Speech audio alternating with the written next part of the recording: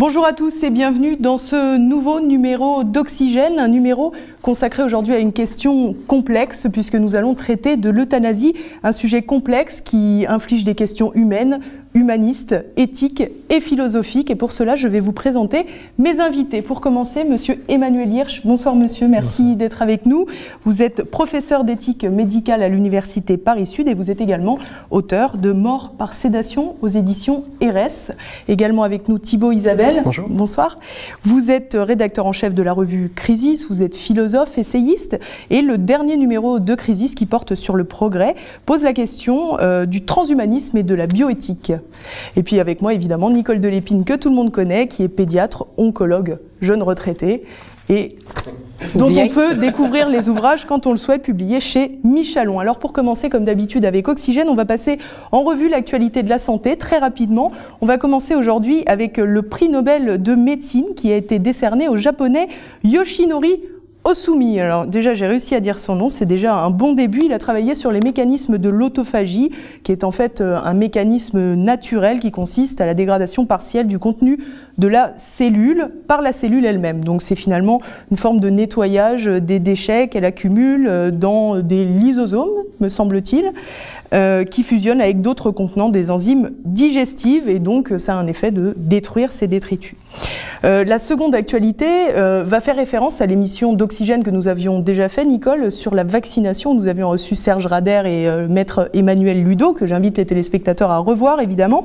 Alors c'est une nouvelle étude qui a découvert que certains vaccins, au nombre de 5, contenaient du glyphosate. Alors le glyphosate, c'est une des substances qu'on retrouve notamment dans le pesticide de Monsanto, le Roundup. Donc évidemment, on imagine bien que ça pose des questions sanitaires assez importantes.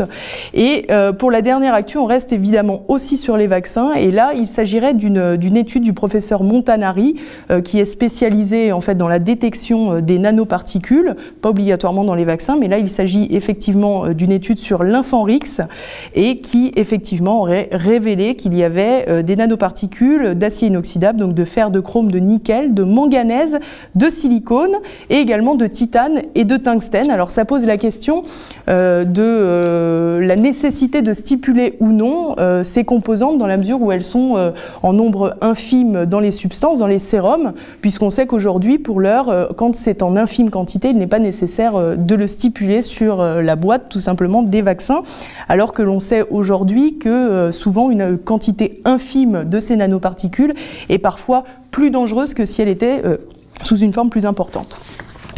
Voilà, alors c'est le moment de passer au dossier du jour. Le dossier du jour donc qui se consacrera à l'euthanasie. Pour cela, j'aimerais introduire deux informations. Le 17 septembre dernier, en Belgique, pour la première fois, un mineur a été euthanasié. Il avait 15 ans, c'était un jeune flamand, il était en phase terminale.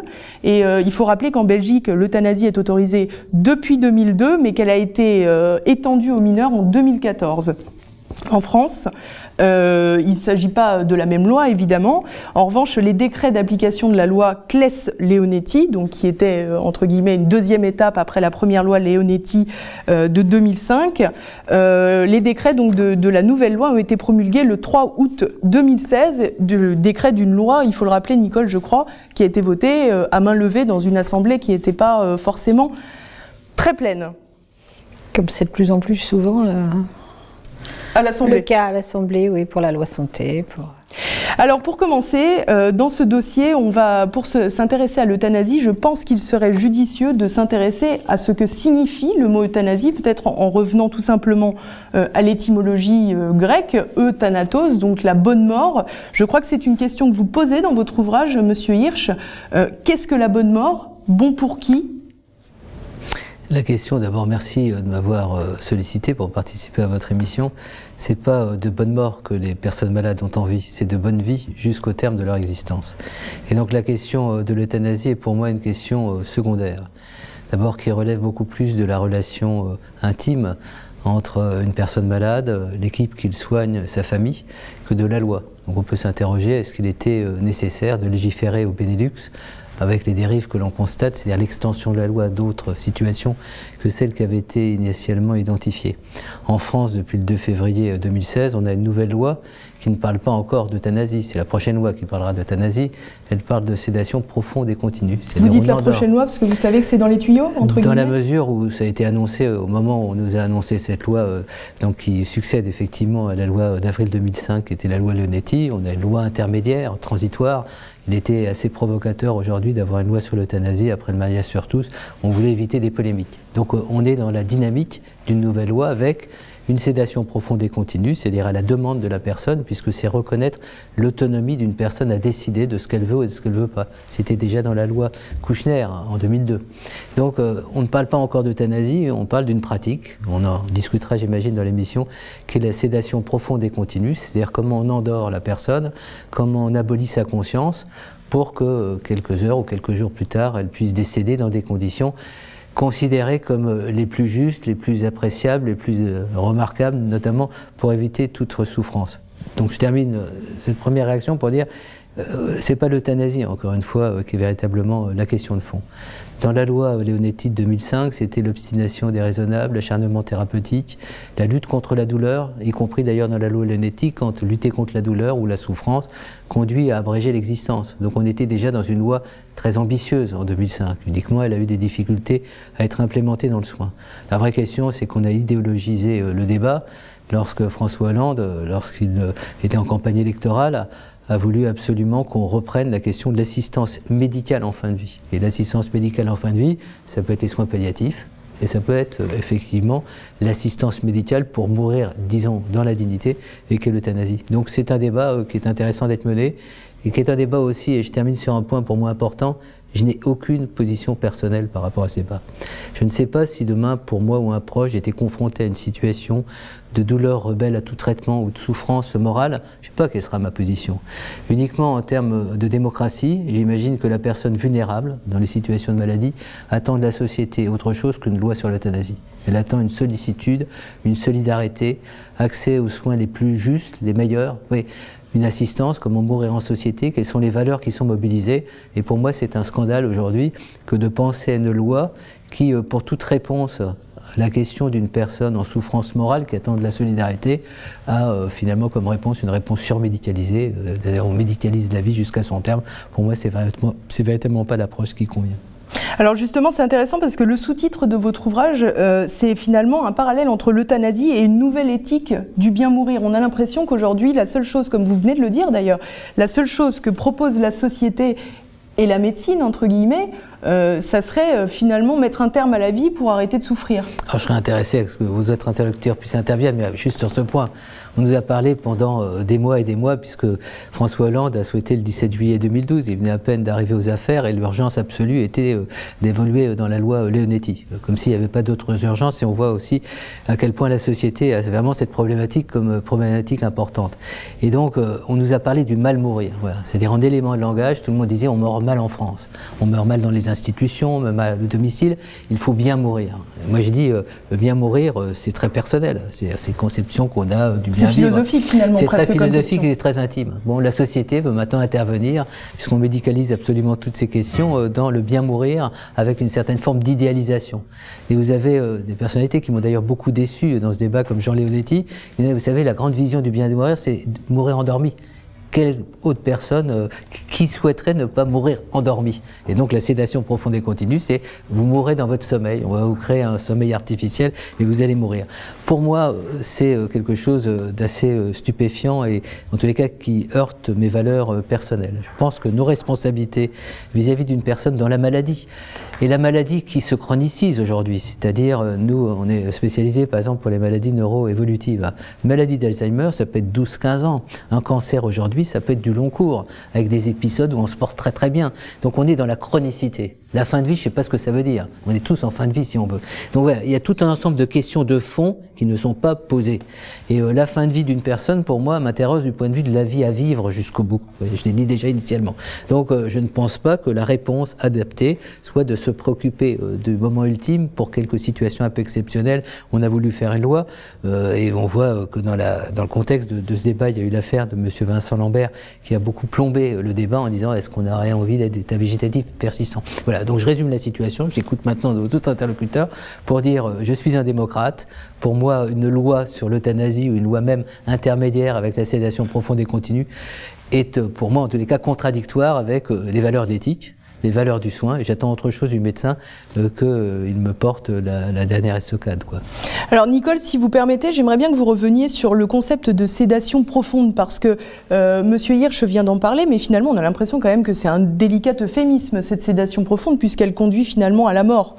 Donc c'est vrai que ça fait tout à fait appel à cet imaginaire et à cette utopie de mourir endormi finalement. Absolument. Alors je vais dire en préalable que je partage, je crois, à 100% tout ce que vous venez de dire, c'est important et il y a plein de sujets qu'on aurait pu développer, mais c'est évident. Moi je partage également, je veux dire aussi en début d'émission, j'ai pas d'opposition ni religieuse, ni philosophique, ni quoi que ce soit. Je crois, pour moi, l'euthanasie, c'est vraiment une relation médecin-malade dans l'intimité du cabinet, si j'ose dire, enfin, ou de la chambre d'hôpital. Et moi, je me souviens, je sais pas, dans les années 83-84, on était encore à la vieille hôpital Hérolde, et il y avait une jeune fille qui était effectivement en fin de vie vraiment, mais dans les grosses difficultés respiratoires, dans les cas où, bon, à la limite, on peut admettre une sédation, parce qu'elle avait beaucoup de mal à respirer, encore qu'elle n'avait rien demandé, en fait. Et ses parents avaient voulu voir, à l'époque, Léon Schwarzenberg, qui était un des patrons qui avait essayé de décriminaliser, si j'ose dire, l'euthanasie, et il était venu l'aider. Et je me souviens, il m'avait dit, Nicole, il y a une chose fondamentale, alors que c'est lui quand même qui en parlait dans les télés, dans les journaux, etc. Il y a une chose fondamentale qu'il faudra toujours te rappeler, effectivement, on n'était pas tout à fait la même génération, c'était jamais légiférer là-dessus. Si moi je fais tant de bruit avec l'euthanasie, c'est pour que s'il y a un médecin qui, dans un fin fond d'une campagne, aide un de ses malades à mourir, il ne soit pas condamné, même s'il est jugé, parce qu'on a fait un acte, l'acte de tuer est un acte.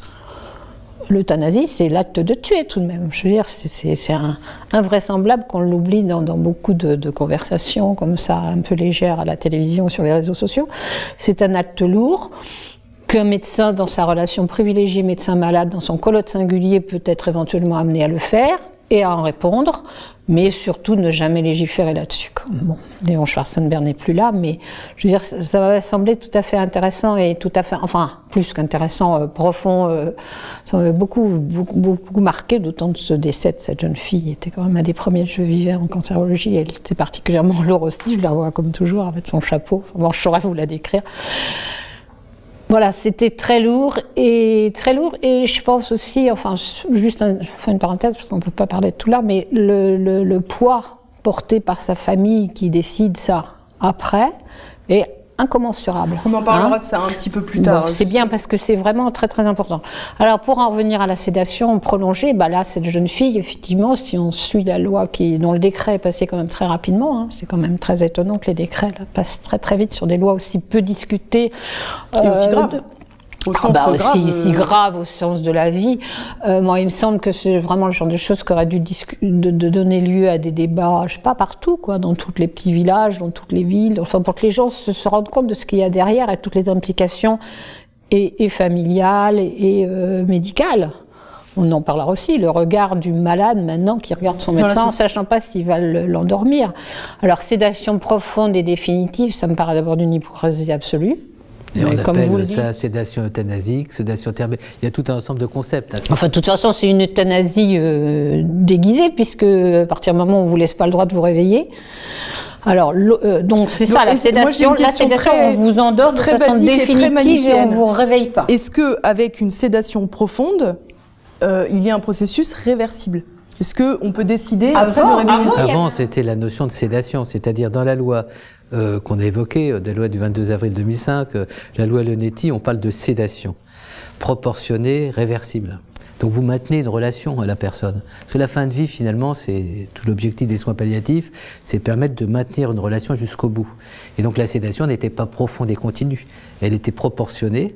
On évitait que la personne ne souffre, mais elle pouvait dire à la personne, moi j'aimerais quand ma famille est là, pouvoir discuter avec elle, etc. Voilà.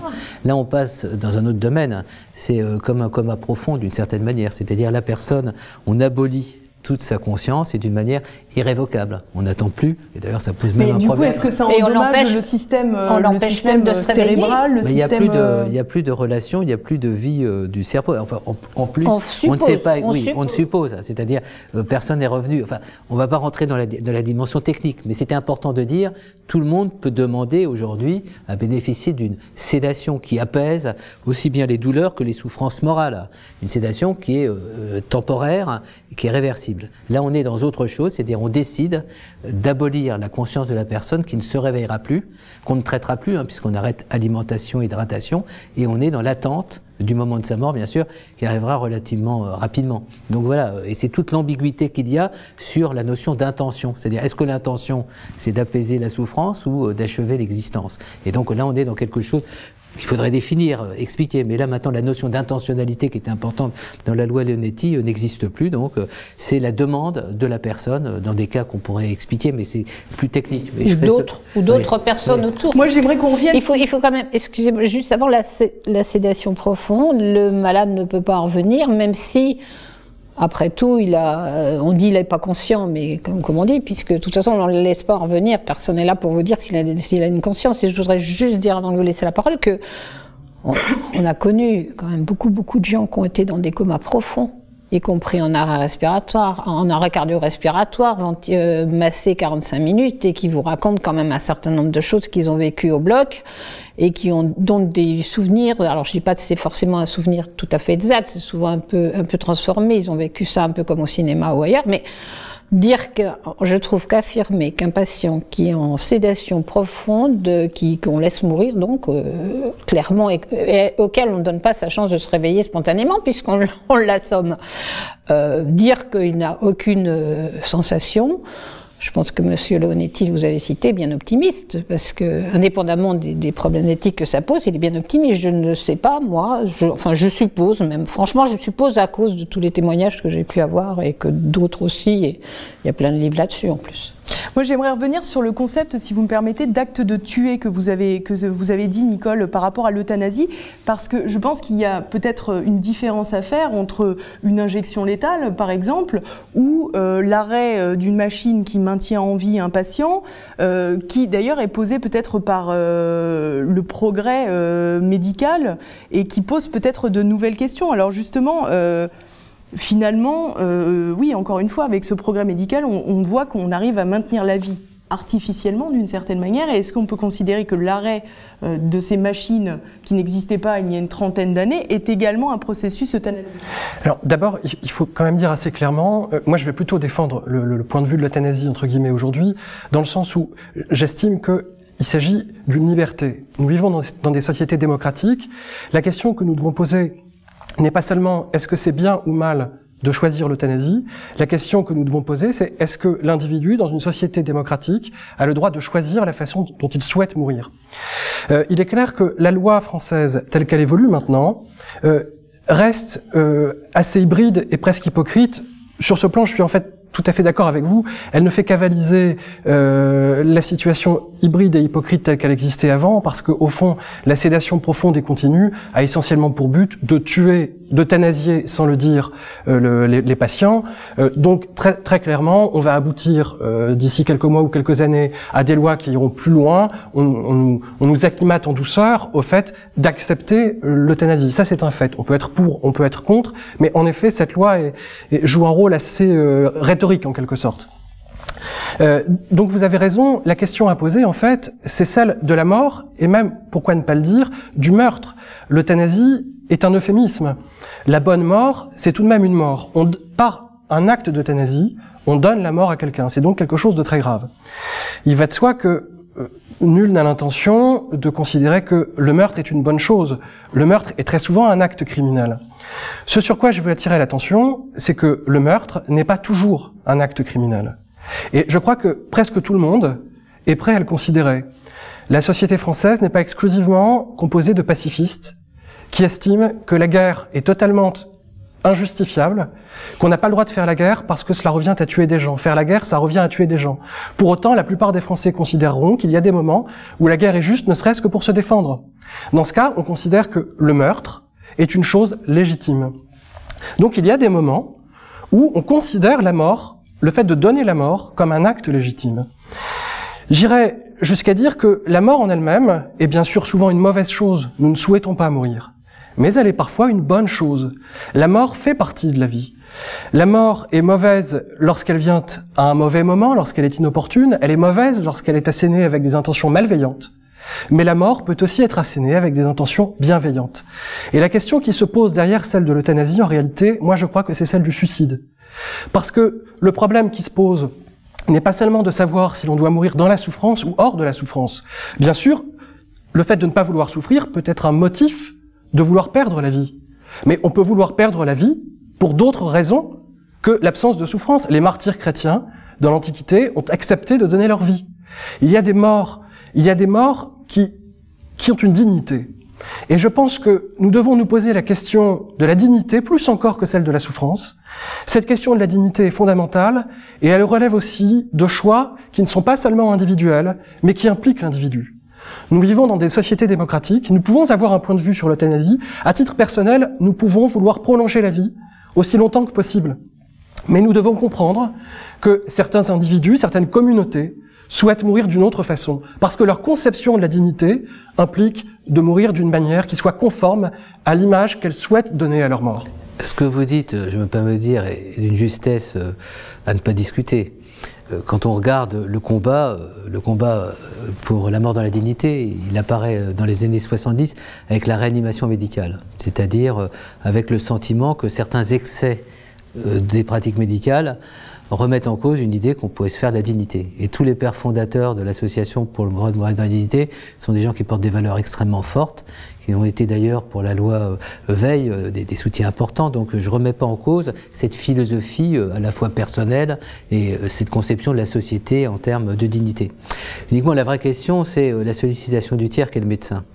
Entre le suicide... Je suis tout à fait d'accord. Non mais c'est ça la vraie question. Tout à fait. Entre le suicide assisté, il y a des pratiques, encore une fois, laisser la personne à sa solitude dans le suicide, c'est aussi quelque chose qui peut interroger. Mais c'est la médicalisation qui pose une question et une législation qui, d'une certaine manière, légitime l'acte. Vous aviez un avis du Comité consultatif national d'éthique en janvier 2000, qui est l'avis 63, arrêt de vie, fin de vie, euthanasie, où on parlait de l'exception. Moi, je vais dans le sens de ce que dit Nicole Delépine, qui est l'expertise par rapport à nous du médecin, qui a été confronté non pas à des discussions, mais à des réalités humaines, où des gens disaient « Docteur, il faut qu'on arrête tout, c'est indigne, bon, vous ne pouvez pas nous laisser à l'abandon, etc. » Ça ne peut pas se poursuivre. Moi, ce que je considère, c'est que le médecin, dans son intime conviction, dans le cadre d'une relation qui se construit aussi dans le temps, ce n'est pas uniquement un événement d'actualité, on sait jusqu'où une personne peut aller, et précisément parce qu'on lui donnera la possibilité de se dire « Le jour où je ne pourrai plus, ben, on vous aidera », à ne pas aller trop loin, ça incite quelquefois des personnes à aller effectivement plus loin qu'elles n'auraient pensé au départ. D'où la difficulté de tout ce qui est directive anticipée. Donc moi je ne suis pas pour mettre la question sous le sable et de dire c'est pas une question qui se pose. La vraie question c'est, fallait-il légiférer pour des cas singuliers? La relation de soins et la valeur de la relation de soins, ce qui se construit dans l'intime d'une relation, n'est-ce pas plus important que de recourir au droit à mourir selon un modèle qui va être aussi imposé à des personnes, puisque demain, et c'est ce que j'essaie de développer dans mon ouvrage, c'est que ça sera le modèle du bien mourir, c'est-à-dire vous mourrez sans souffrance. La question de la souffrance est une question aussi très importante, entre la douleur, le droit de ne pas souffrir physiquement, et la souffrance psychologique, toutes les souffrances qu'éprouvent les personnes face à effectivement leur finitude, face au fait de se séparer des autres, on arrive à le comprendre. Est-ce que la réponse est une réponse en termes de sédation, ou est-ce que c'est une réponse en termes de sollicitude, de solidarité? Il y a aussi, et je termine là-dessus, on pourrait aller très loin, la souffrance aussi pour les proches. face à une personne qui demande finalement la sédation profonde et continue, la souffrance pour les professionnels, comment on accompagne cette demande, est-ce que c'est pas aussi le sentiment d'un échec par rapport aux valeurs du soin? Et il y a aussi, et je termine là-dessus, tout ce qui s'est développé à travers l'approche palliative. Et moi je ne suis pas pour donner aux soins palliatifs un statut d'excellence qui n'ont certainement pas.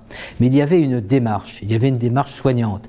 Et je pense que c'est la moins bonne des réponses que celle qui a été trouvée dans une loi, qui est une loi qui d'une certaine manière, exalte l'autonomie de la personne. Je n'ai jamais rencontré une personne malade qui est autonome, pour autant qu'on soit autonome. La notion, la mystification de l'autonomie. C'est tout à fait vrai. Donc quand on dit à une personne, est-ce que vous avez vraiment décidé qu'on arrête tout, etc., qu'est-ce que signifie cette décision?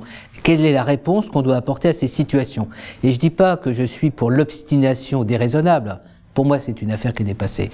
La vraie question, et Nicole Delpine, elle l'a souvent bien posée, c'est quand on décide d'un traitement, est-ce que c'est justifié, pas justifié, jusqu'où on va dans une chimiothérapie, jusqu'où on va dans une radiothérapie, comment on en parle avec la personne, c'est toute la dureté, la beauté aussi du métier de soignant que de pouvoir aborder ces questions. Voilà, tout ça pour dire que je partage votre point de vue. Moi, je ne suis pas contre le fait de mourir de la dignité, je ne suis pas contre l'exception d'euthanasie, mais dès lors qu'il y a transgression, cette transgression doit être prononcée et comme on l'avait proposé dans l'avis du CCNE, il doit y avoir ensuite la justice qui se prononce a posteriori pour dire est-ce qu'on était dans les clous ou pas. Sinon on arrive à des dérives et dans la société française on a eu quand même pas mal de dérives de médecins qui forcent, à faute de ne pas avoir de bornage, de repères, ne savent plus où ils se situent par rapport à une personne très âgée, très dépendante. Est-ce que c'est le sens ou pas du soin que d'aller plus loin ou pas loin? Vous voyez, c'est tous ces éléments d'équivoque qui sont derrière. Alors, je voudrais la question par rapport au suicide. Je veux dire, il me semble qu'on est quand même dans une société qui n'interdit pas le suicide. Ah, la question est complexe. Et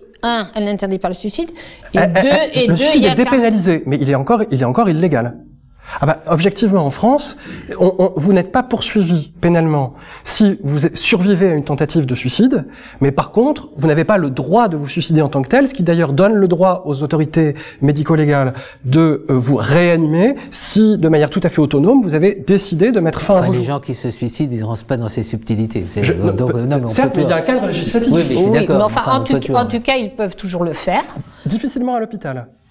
C'est une question qui se pose. On peut se suicider tant qu'on est chez soi, mais une fois à l'hôpital, on est placé entre les mains d'une institution. Ils passent souvent par les fenêtres à l'hôpital quand ils ont vu comme... Je pense que c'est une... Bon, continuez vos raisonnements, mais ça c'est une vision des choses un petit peu simpliste. Allez dans les hôpitaux, allez dans des services de cancérologie, voyez les personnes atteintes de sclérose latérale amyotrophique, la question du suicide, elle est beaucoup plus présente que vous ne le pensez, et même à l'hôpital. Il peut être difficile, très honnêtement, pour un patient en fin de vie à l'hôpital. Soyez assurés que j'ai vécu ces expériences par mon environnement familial jusqu'à ces derniers mois, donc j'ai parfaitement conscience des enjeux du problème. Simplement, lorsqu'un malade, et en général au moment où le malade souhaite en finir avec la vie, il faut avoir le courage de reconnaître aussi qu'il n'est plus en état de le faire. Parce que le moment où on a envie d'en finir, la plupart du temps, c'est le moment où on ne peut plus en finir par soi-même. C'est pour cette raison que la question de l'euthanasie se pose. Pour moi, le véritable enjeu de l'euthanasie n'est pas celui de la souffrance, même si c'est un aspect du problème, mais il y a les soins palliatifs qui sont là pour ça en théorie. C'est pour ça que j'insiste sur le fait que le suicide est pour moi le vrai noyau philosophique du problème. Parce que la question est de savoir comment est-ce qu'on autorise, si on souhaite le faire, moi je pense qu'il faut le faire, des gens qui veulent se suicider à le faire dans un contexte institutionnel où cela devient très souvent difficile, voire impossible. Et je suis d'accord sur une chose, je tiens absolument à le dire, par rapport, il y a l'autonomie du patient, mais il y a aussi l'autonomie du médecin, et ça j'y crois beaucoup. Moi j'estime que le patient a le droit de mettre fin à ses jours s'il le souhaite, même s'il n'en a plus la capacité. Mais je pense aussi qu'un médecin a le droit de ne pas tuer quelqu'un s'il considère que c'est contraire à ses principes. Et la législation belge prévoit ces cas-là. Je trouve que c'est quelque chose d'absolument essentiel. On ne peut pas imposer à un homme d'en tuer un autre s'il estime que c'est contraire à ses convictions. Surtout s'il a fait médecine. Enfin, on peut justement poser la question différemment, à savoir, est-ce qu'un médecin, justement, a pour fonction de donner la mort à quelqu'un? Est-ce qu'un médecin n'est pas finalement toujours là pour essayer de soigner ses patients? Est-ce que cela fait partie de son rôle? Est-ce que c'est compatible avec le serment d'Hippocrate de donner la mort? Oui, mais là, c'est un débat qu'on pourra avoir, parce que précisément, dans les débats sur la loi du 2 février, on a refusé la clause de conscience aux médecins en disant que la bonne pratique sera, lorsqu'il y aura une demande... C'est un problème. Non, mais c'est un problème. À mon avis, je me permets juste de détourner un tout petit peu le propos par rapport à ce que vous dites. L'obsession de la personne malade, son obsession, c'est pas la mort. c'est d'abord la vie. C'est un point à prendre en considération. Je ne suis pas d'accord. Non, mais attendez. Ça dépend. Que vous ne soyez pas d'accord, c'est votre point de vue. Laissez-moi au moins m'exprimer jusqu'au bout de ce que j'ai à dire. L'obsession de la personne malade, c'est de vivre dignement la maladie. Et quand fait éruption la demande d'euthanasie, ça interroge souvent le contexte dans lequel on se trouve, la fragilité du contexte, le sentiment aussi de peser sur son environnement, sur ses proches, le fait aussi de ne pas avoir de réponse soignante, adaptée, appropriée. Donc il y a tout un ensemble de présupposés qu'il ne faut pas mettre sous la table. Et quand vous discutez vraiment avec les gens qui sont sur le terrain, ils ne sont pas dans ce studio, c'est-à-dire les gens qui sont au quotidien confrontés à cette réalité, la demande d'euthanasie est extrêmement limitée, contrairement à ce qu'on pense. Et je ne dis pas qu'il n'y a pas de réelle demande d'euthanasie, il y a même des gens qui, d'un point de vue philosophique, en font une valeur suprême en termes de maîtriser jusqu'aux conditions de sa mort. Ouais. Quand on réfléchit sur maîtriser sa mort en se donnant la mort, on peut même s'interroger sur ce que signifie la liberté de se donner la mort, mais c'est un aspect plus philosophique. Ah oui. Moi, j'arrive à tout recevoir, à tout comprendre. Mais sur le terrain, quand vous êtes auprès de personnes lourdement handicapées ou très malades, c'est pas leur urgence que de savoir comment elles vont mourir. C'est une question ensuite qui peut se poser à un moment donné, notamment dans la décision de jusqu'où on va. Tout à l'heure, on a évoqué la réanimation. Effectivement, est-ce qu'on va trop loin dans une réanimation avec les conséquences que ça peut avoir? Et au niveau maintenant de l'idée que les gens, dans un contexte qui finalement est un contexte laïque, où les représentations religieuses sont moins présentes, on est dans une société sécularisée. La notion essentielle pour beaucoup de personnes, c'est la qualité de vie. C'est pas la dignité de vie uniquement, c'est la qualité de vie. C'est-à-dire, si j'ai tel traitement, est-ce que je serais mutilé dans ma capacité d'avoir des relations, de bouger, d'avoir une vie intellectuelle? Et ça, c'est la question beaucoup plus essentielle. Et nous, qui sommes l'espace national de réflexion éthique sur les maladies neurologiques dégénératives, on aborde au quotidien avec les professionnels la question quand une personne est amputée de sa capacité de penser, de son histoire. Est-ce que sa vie est encore digne d'être vécue? Voilà des questions que les gens se posent d'une manière anticipatrice. J'ai la maladie d'Alzheimer, demain je ne serai plus en capacité de reconnaître le... Voilà des questions précises, mais je ne les aborde pas du point de vue de la mort dans la dignité.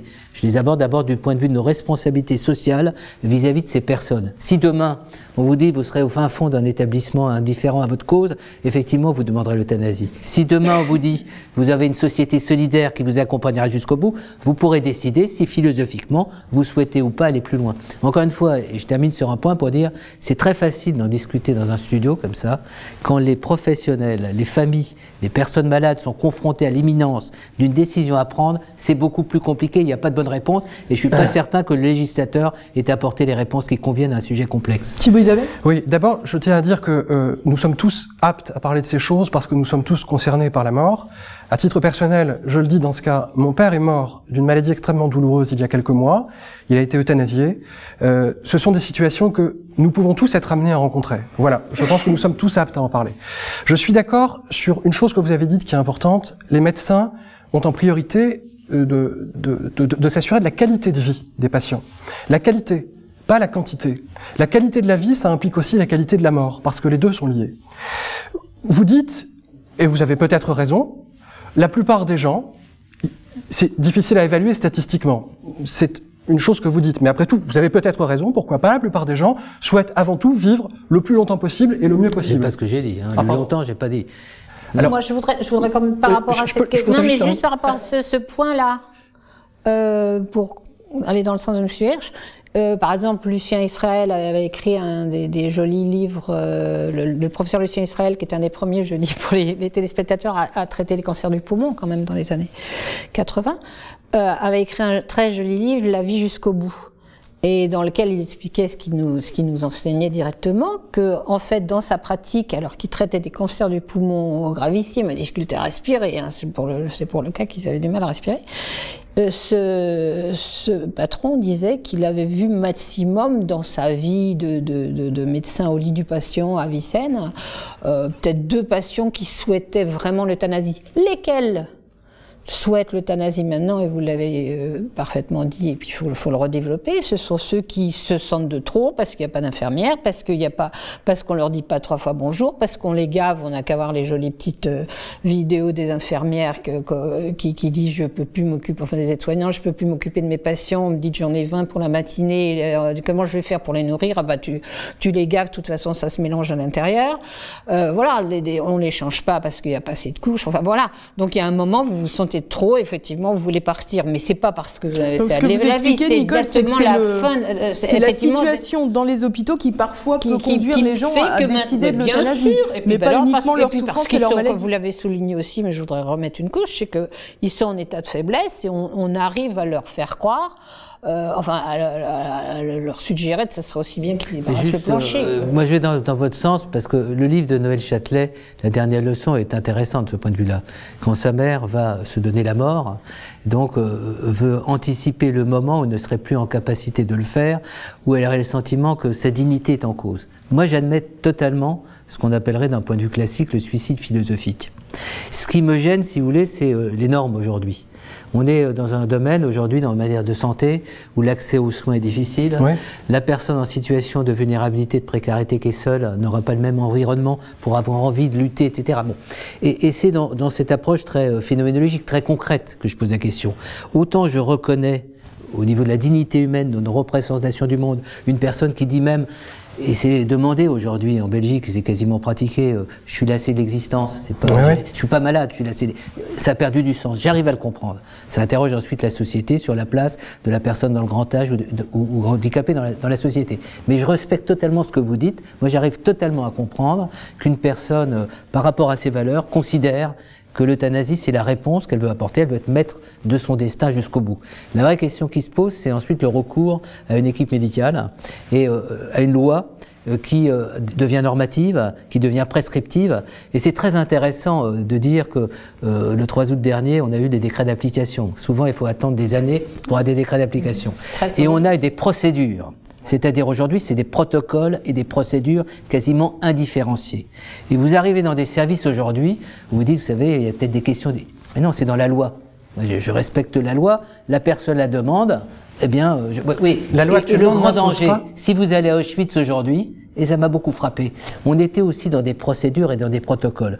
Moi je dis c'est des cas particuliers, c'est pour ça que je suis contre la loi, et si demain un médecin, dans son intime conviction, après avoir discuté avec la personne malade et ses proches, considère que c'est l'acte d'euthanasie, alors on emploiera c'est-à-dire l'assistance au meurtre d'une certaine façon, même si le mot paraît un peu grossier, moi je ne suis pas du tout réfractaire dès lors que ça a été dans un consentement, dans un parcours, dans un cheminement affirmé. Mais à un moment donné, il faut ensuite, comme d'ailleurs ça se passe en Belgique, mais d'une manière un petit peu aléatoire, il y a des commissions de contrôle, c'est-à-dire a posteriori, on va déclarer, c'est-à-dire à un moment donné, on restitue à une commission de contrôle pour savoir si on a été ou pas dans les clous. Sans ça, on crée quand même des peurs, des violences, des incertitudes. Je pense que dans le milieu du soin, on n'a pas besoin de ça aujourd'hui. Personne ne souhaite évidemment être euthanasié contre son gré. Et je pense que, très honnêtement tout de même, mais évidemment, c'est une question absolument fondamentale. Mais très honnêtement... Il y a la concrétisation des lois. Actuellement, la loi française tend malgré tout vers une liberté de choix qui n'existait pas précédemment.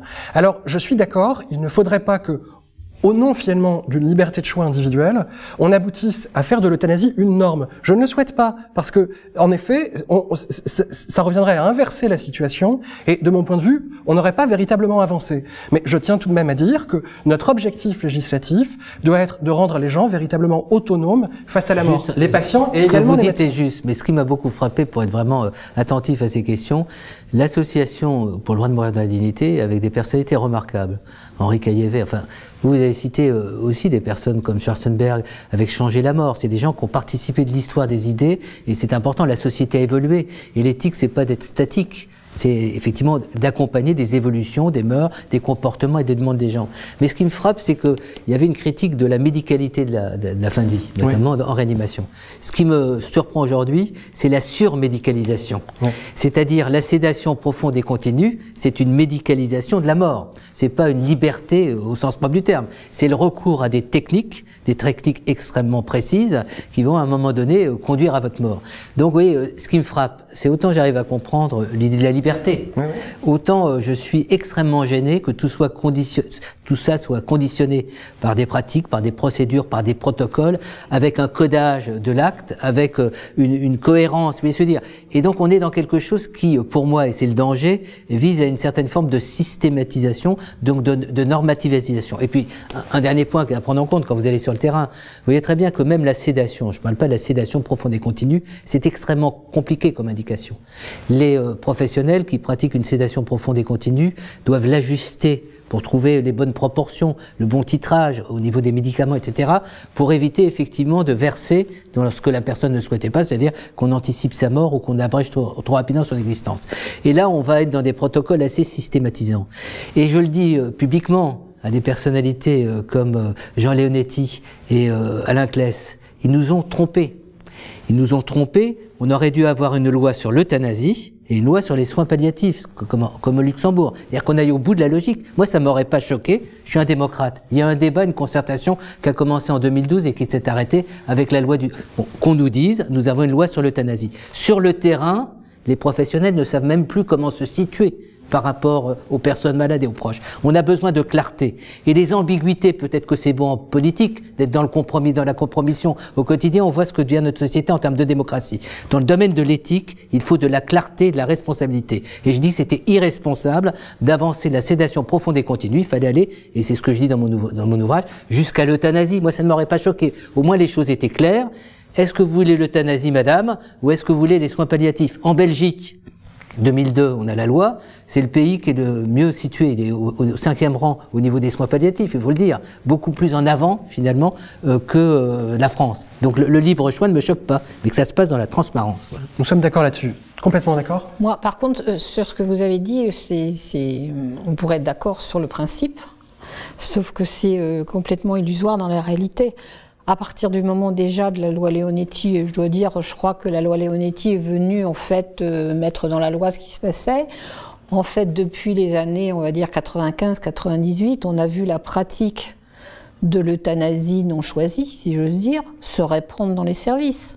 Évidemment, moi j'ai toujours souvenir de ces phrases d'infirmières qui disaient « Ah bah à l'étage au-dessus, je nommerai pas l'hôpital, hein, ah bah il y avait un service d'hématologie, bah on a fait des lits cette nuit.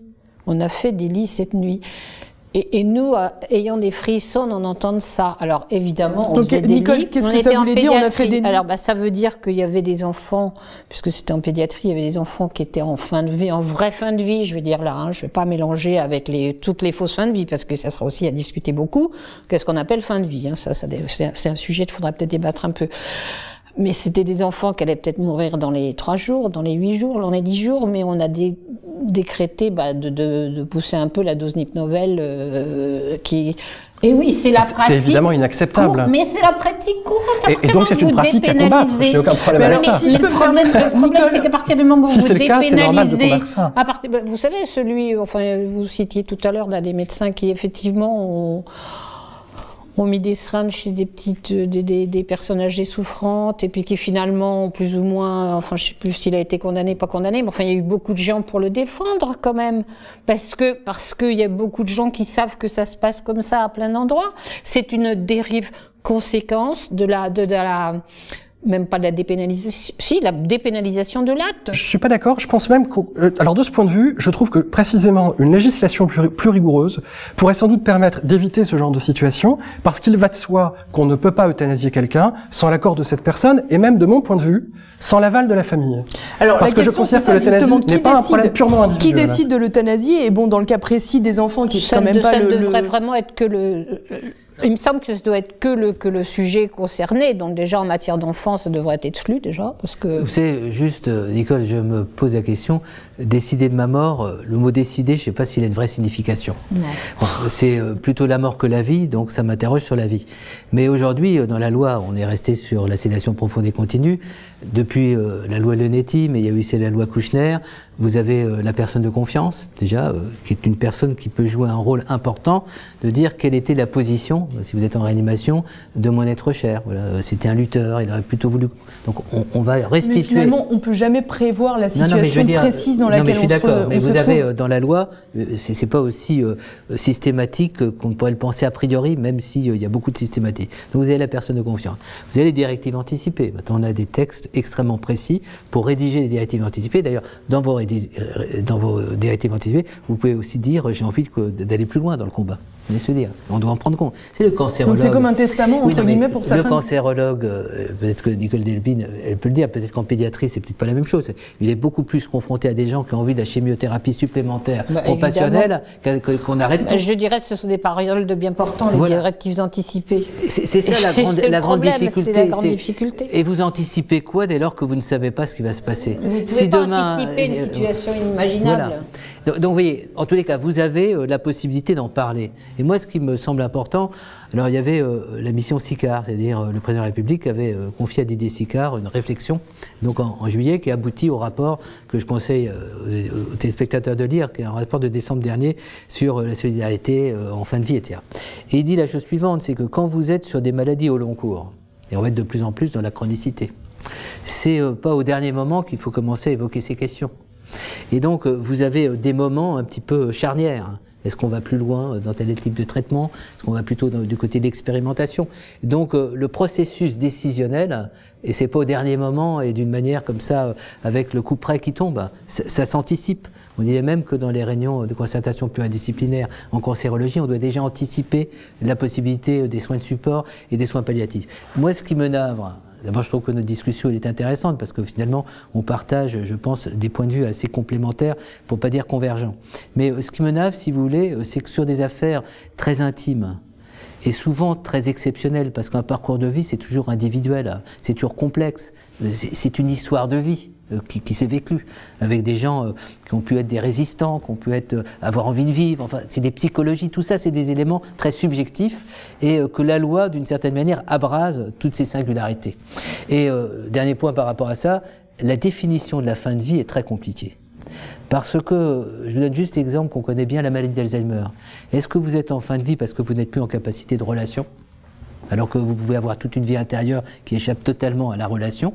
Est-ce que vous êtes en fin de vie en ce moment-là? Et vous avez évoqué dans votre chapeau d'introduction la Belgique, qui finalement a connu la première euthanasie pour un adolescent. Le débat aujourd'hui, puisqu'on a légiféré, c'est ouvrir la législation belge aux personnes atteintes de maladies neurologiques dégénératives comme la maladie d'Alzheimer. On a 900 000 personnes en France atteintes de maladies d'Alzheimer ou de maladies associées. Qu'est-ce qu'on va faire de ces personnes quand le jour où on dira que dans la loi, on peut considérer que ces personnes peuvent demander l'euthanasie? Quelle est la dignité d'une personne atteinte de maladie d'Alzheimer si demain on dit votre maladie, vous pouvez justifier une demande d'euthanasie? Voilà. Ça a l'air de rien. Regardez cette loi qui dit si vous arrêtez un traitement et que vous trouvez en situation finalement d'impasse thérapeutique, vous pourrez demander une sédation profonde et continue.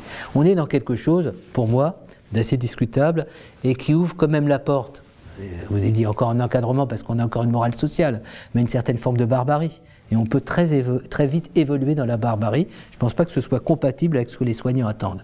Et l'image du médecin aujourd'hui, stop ou encore, ça me choque beaucoup. J'attends pas que le médecin dise encore d'une manière acharnée, mais j'attends de la justesse et de la prudence. Là, on est devenu très imprudent. Et la démagogie, quand la démagogie envahit l'espace du Parlement, j'incite quand même les téléspectateurs à regarder tous les débats au Sénat et à l'Assemblée nationale avant qu'on arrive au compromis du 2 février. C'est un compromis politique. C'est pas du tout la conviction des gens. Des parlementaires, des sénateurs ont dit vous devriez modifier la loi sur telle et telle. Aucune des demandes n'a été prise en compte pour permettre à cette loi d'être une loi, j'allais dire, dans la retenue. Là, on est dans une loi qui ne crée plus que la défiance et la suspicion. C'est pour ça que je trouve très contestable cette avancée. Alors, vous avez raison de revenir sur cela, mais moi, il y a quand même quelque chose qui m'a frappé dans ce que Nicole a dit précédemment au sujet de faire ces lits. Visiblement, les parents n'étaient pas consultés dans ces affaires-là. Alors, qui prenait cette décision? Et puis, surtout, pourquoi? Pourquoi? C'est pour faire des lits, c'est simple. Donc, à partir du moment, effectivement, on a fermé. Non, mais je crois qu'effectivement, la situation telle qu'on la vivait dans les années 80, où on avait une progression fantastique des nombres de guérisons et des qualités de soins qu'on pouvait donner, même aux enfants pour la pédiatrie, mais même aux adultes. En 1985, on guérissait 3/4 des enfants atteints de cancer et plus de 50% de la population adulte atteinte de cancer. Donc tous ces gens-là, ils avaient le droit à vivre et on était dans le progrès. Donc quand se posait effectivement le problème d'un éventuel soulagement d'un enfant ou d'un adulte qui demandait à partir un peu plus vite, ça se posait à l'état d'exception. Et chaque médecin pouvait le régler de façon singulière. Alors déjà, il était important, et on a vu les premières dérives signalées par des collègues, de ne pas dire, bon, celui-là, vas-y, il n'en peut plus, je passe la seringue. Et de dire à l'infirmière de le faire, qui repartait après ça chez elle. Donc c'était les infirmières qui faisaient ça? Non, non, non. Il y a eu beaucoup de médecins, enfin d'infirmières, plus exactement de personnel, qui ont témoigné que dans la clinique Intel ou dans le service Intel de l'hôpital public, c'est pareil, il n'y a pas de différence dans ma tête. La décision se prenait et puis qu'on la faisait appliquer à l'infirmière qui se trouvait là. Donc ça, c'est déjà inadmissible. C'est vraiment le colloque singulier. Moi, je disais toujours à l'époque, on risque 30 ans de prison, et ben on les risque. Si on veut aider un patient parce qu'on l'aime, parce qu'on s'y est attaché, comme vous avez dit, c'est une relation longue. Juste, Nicole, une évolution quand même qui est importante. Quand vous discutez avec d'anciens médecins, notamment cancérologues, l'euthanasie était la seule possibilité qu'on avait très souvent pour mettre fin à des douleurs réfractaires à tout traitement, et ça a été une réponse qui a été apportée. Rappelez-vous de l'article du père Patrick Verspiren dans Études en 1984 qui était sur les pentes de l'euthanasie. On est au début des soins palliatifs en France. Donc l'euthanasie a été une pratique courante, j'allais dire routinière, face aux douleurs réfractaires. Ensuite, il y a eu toute l'évolution dans la lutte contre la douleur. Il y a eu la position aussi kouchnerienne, vous avez le droit de ne pas souffrir. Alors, il y a la douleur physique et puis il y a la douleur morale. Et je crois que c'est vraiment un enjeu de fond. C'est-à-dire, quand vous regardez d'une manière un petit peu transversale tout le débat sur la fin de vie, la question de la souffrance est une question importante. Alors, vous avez la maîtrise, d'un côté, donc la liberté, l'autonomie, et d'autre part la souffrance. Et ce qu'appréhendent le plus les gens, c'est de perdre en dignité parce que la souffrance est une amputation de ce que l'on est en tant que personne. Donc la vraie question, c'est la compétence aussi des professionnels. Tout à l'heure, vous avez évoqué, il se fait que moi j'ai accompagné pendant quelques années, j'allais dans le service de Lucien Israël, donc à Vicenne, parce que pour moi c'était quelqu'un qui incarnait aussi une réflexion un petit peu transgressive par rapport, en tous les cas il posait publiquement ces questions-là. Et moi ce que j'observe, c'est que dans ces situations, d'abord il y avait le rapport singulier avec une personne, le médecin savait ce qu'il devait faire, pas ce qu'il pouvait faire de ce qu'il devait faire au niveau de ses valeurs, et il arrivait au bon équilibre aussi à trouver entre la lutte contre la douleur et le soutien de la personne dans son parcours face à la souffrance. Et je pense qu'on doit retenir dans notre réflexion sur l'euthanasie la question de la souffrance. Alors ça vous paraîtra un petit peu suspect de la part de quelqu'un qui n'est pas quelqu'un de religieux, mais à ces époques où il y avait l'euthanasie, la compassion, il y avait aussi toute cette culture du dolorisme et de la catharsis, ça a été évoqué notamment par l'Église, où la souffrance avait un sens quasiment métaphysique, christique. Bien. On a été, notre univers symbolique s'est dépeuplé de tout ça. Donc aujourd'hui, les gens n'acceptent plus de souffrir. Je crois que c'est un élément à prendre en compte. Et souffrir de la pensée de la mort est devenu quelque chose d'insupportable quand il n'y a plus de vision de l'au-delà. C'est tous ces éléments aussi qu'il faut prendre en compte, à la fois anthropologique, religieux, spirituel, etc., dans notre analyse du phénomène demande de l'euthanasie. Thibaut Isabelle, on arrive à la fin de cette émission. Si vous voulez peut-être rajouter quelque chose ? Oui, moi je voudrais dire que je suis tout à fait d'accord avec ça. Il y a le rapport à la souffrance, il y a le rapport à la maîtrise de sa propre mort. Aujourd'hui, la surmédicalisation de la vie humaine fait que nous vivons de plus en plus longtemps. On peut s'en réjouir, mais en un certain sens, et même au sens strict, c'est presque contre nature, parce que nous vivons beaucoup plus que nous ne vivrions à l'état naturel du fait des technologies médicales. Cela implique non seulement que nous vivions très longtemps, mais cela implique aussi que nous mourions dans un contexte médicalisé et donc institutionnel et technologique. Cette situation est une situation artificielle. En réalité, les contemporains, ça n'était pas vrai par le passé, sont amenés à mourir dans un contexte qui est au sens strict contre nature, ce qui ne veut pas dire négatif. Mais je crois que du coup, nous devons repenser ce contexte de mort qui pose des problématiques qui n'existaient pas par le passé. Et je crois qu'aujourd'hui, précisément, le fait d'autoriser les personnes qui souhaitent mourir en ayant le contrôle de leur mort, que ce soit pour éviter la souffrance, mais aussi, par exemple, pour éviter la démence, je crois que ces choses-là doivent être appréhendées, qu'il faut reconnaître davantage le droit au suicide, et donc aussi le droit à se suicider, même dans un contexte où on n'a pas les moyens de le faire. C'est ce qu'on a théorisé sous le terme de suicide assisté, auquel je suis même encore plus favorable qu'à l'euthanasie, alors qu'en général les gens défendent plutôt l'euthanasie contre le suicide assisté. Moi je pense que le suicide assisté respecte l'autonomie de la personne, tout en demandant à des personnes consentantes, les personnes ne le sont pas forcément, de l'aider à se suicider dans un contexte où la personne n'a plus la maîtrise de sa mort. Je pense que ce sont des données à réenvisager, et pour envisager aussi leur caractère naturel, parce que, encore une fois, il ne faudrait pas que la surmédicalisation de la vie et donc de la mort devienne une nouvelle norme dans nos sociétés et donc nous impose notre manière de vivre et de mourir. Nicole, juste avant, je vais vous laisser la conclusion. On va regarder les deux témoignages de deux personnes qui ont été confrontées directement à l'euthanasie d'un proche, et on va revenir après sur vous pour que vous nous en disiez quelques mots.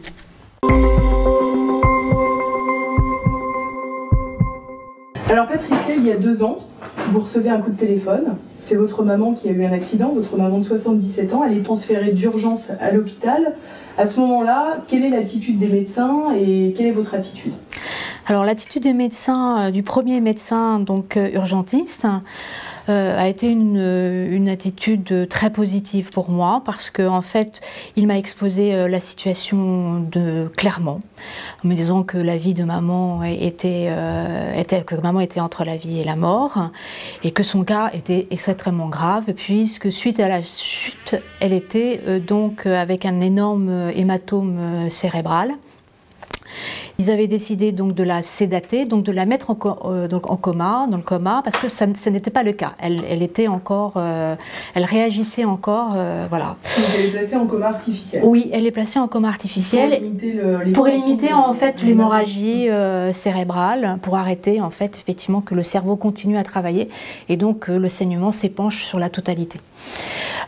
Et en même temps, il m'apprend qu'elle va être donc transférée par hélicoptère dans un service de réanimation cérébrale dans un hôpital à Tours. Et elle sera prise en charge là-bas.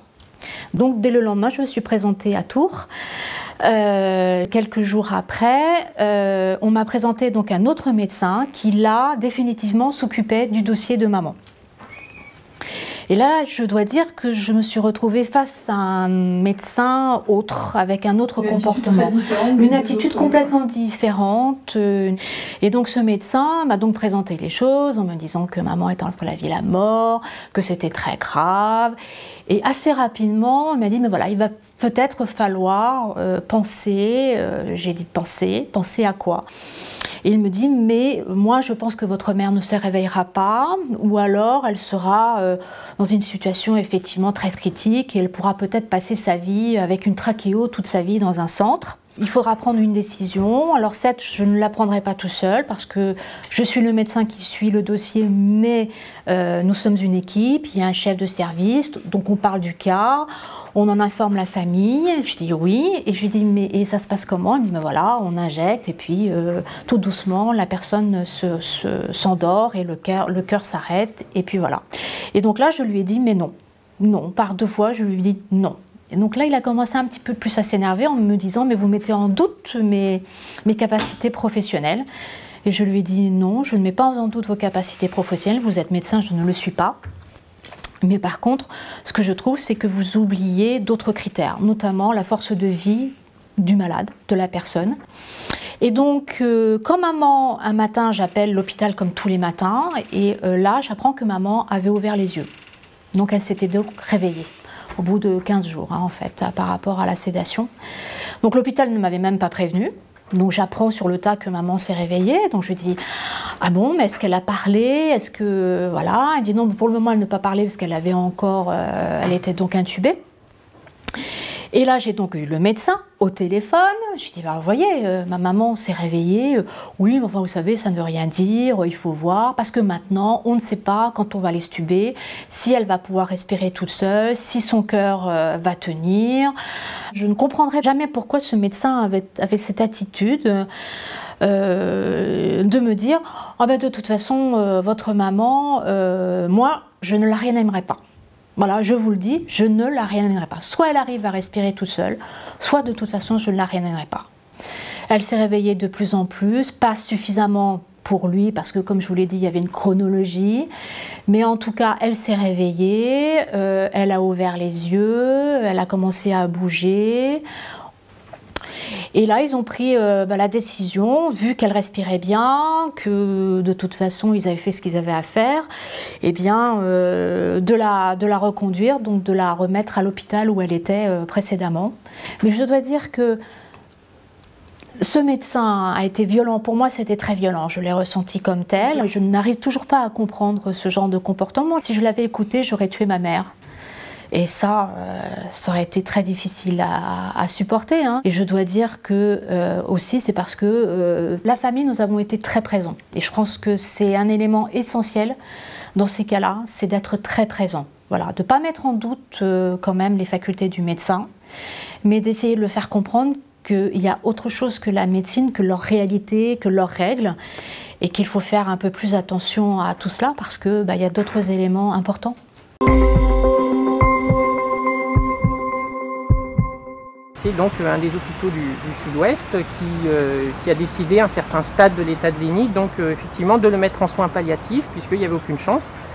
Et bon, je me répète, on a donc refusé de le laisser partir alors qu'il était en pleine forme, apparemment en tout cas. Donc nous on voulait se battre encore et on ne pouvait pas comprendre qu'il puisse ne plus y avoir de proposition, plus de traitement.